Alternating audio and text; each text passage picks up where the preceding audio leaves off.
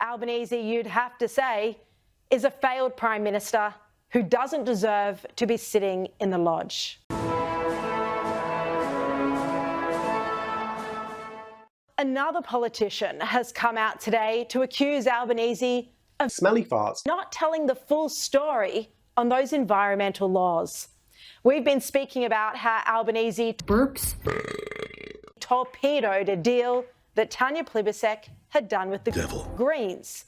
The Prime Minister denied a deal had been done, acting as if Plibersek doesn't want a relationship. Was from another political party, not a senior cabinet minister. On these environment laws, clearly a deal was either close or, according to the Greens, was done. They reckon you'd agreed to it. Well, of course they'd say that. No, we hadn't, and they don't say that, David. There is no one in the Greens says that I agreed to it. The truth is that I agreed to it. Clearly there was an agreement. It just wasn't with Albanese himself. It was with Peter Dutton, his minister. And now, today, more evidence is building that Albanese speaks with a forked tongue, misled the public when he claimed the government has your back. A deal hadn't been done.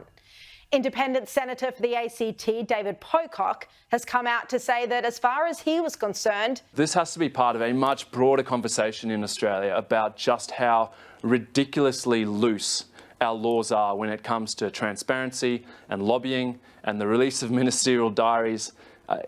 It's not up to standard, and we constantly see the major parties voting against reform that is pushed by the crossbench. As far as he was concerned, a deal had been done. I certainly thought we had a deal. Minister Plibersek was a good faith negotiator in this. I thought we'd landed at a point where everyone was happy, and it's incredibly disappointing that neither the Greens nor the PM seem to want to be able to sort of really prioritise this, and I think internal party politics probably got in the way at the end of the day. Clearly there was a deal, ready to be signed, sealed and delivered, but Albanese killed it off, realising it would cost votes in WA after an intervention from WA Premier Roger Cook. Well, I think that a lot of people wish he had said that at the start. Probably could have saved some of his ministers a lot of painful interviews trying to defend him. He could have come out in the start and said, "My word is my bond." The rift between Albanese and Plibersek is now causing internal angst in the Labor Party. But this saga also shows how sketchy Albanese can be with the truth. That's my style. I hope you've noticed that. How he doesn't feel the public necessarily has a right to know the honest truth behind why some laws go ahead and others don't. These arrangements, I'm very transparent. I declare everything. That's misinformation. Remember, this is the man who promised to do politics differently, who promised transparency. The truth is that we're an open, transparent party. There needs to be complete transparency. What we need is a Prime Minister who's prepared to be transparent. A more honest and transparent government going forward. We will make it transparent. We're being transparent. But I had my fingers crossed. But that was before the election. Campaign promises clearly don't count, not as far as Albanese is concerned. And today, Peter Dutton is highlighting another broken promise, that power bills would be $275 cheaper. He claims it's been 3 years to the day that Albanese made this now failed promise.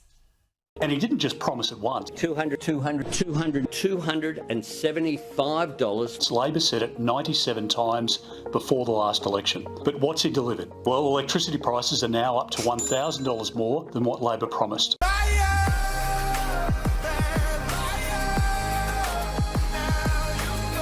Well, power bills and energy will be a key election issue.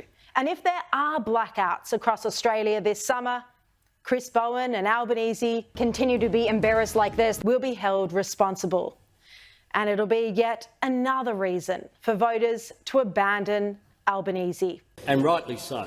And this is on top of the growing list so far, which includes government spending skyrocketing. Don't want to add to any inflationary pressure. Until then, just shut up. It makes you look like misinformation.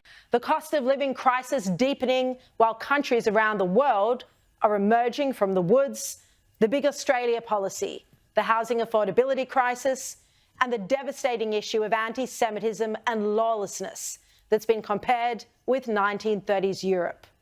All of this under Albanese's watch. And that's something that I'm very proud of my party for having created. It's no wonder the coalition has now overtaken Labor in news poll. Albanese, you'd have to say, is a failed Prime Minister who doesn't deserve to be sitting in the lodge.